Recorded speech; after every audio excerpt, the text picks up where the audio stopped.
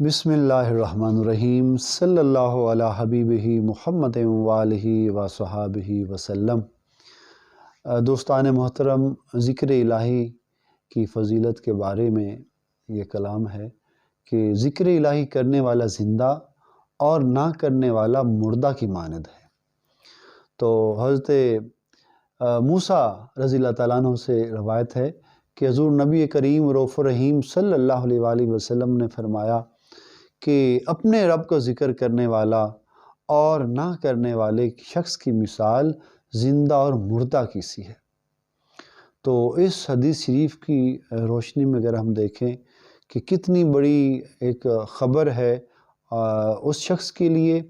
جو ذکر کرتا ہے، اور کتنی بڑی وعید ہے اس شخص کے لیے جو ذکر نہیں کرتا۔ یعنی ایسا شخص جو اللہ کا ذکر کرنے والا ہے،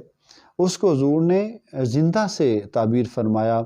اور جو شخص بظاہر تو چلنے پھرنے والا ہے، وہ سانس بھی لے رہا ہے اور حرکت بھی کر رہا ہے، لیکن اللہ کے ذکر سے غافل ہے،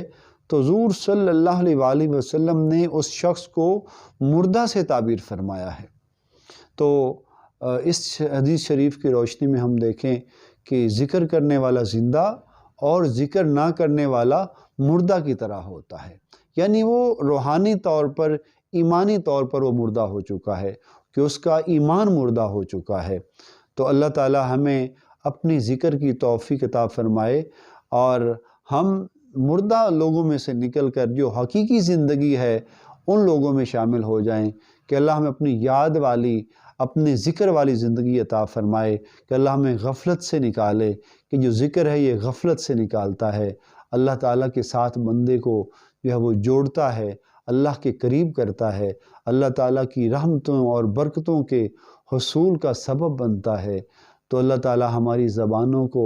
اپنے ذکر سے تر رہنے والا بنائے، کہ ہمارے دل بھی اللہ کی یاد سے آباد ہو جائیں، اور ہم اس ذکر کو فکر کے ساتھ وابستہ ہو جائیں، اور ہمارے گھر والے بھی اور ہمارے گھر بھی اللہ کے ذکر سے آباد ہو جائیں۔ تو اللہ تعالیٰ اس ذکر و فکر کی اس نعمت کو ہمیں سنبھالنے کی توفیق عطا فرمائے، اس پر اللہ تعالیٰ ہمیں استقامت نصیب فرمائے۔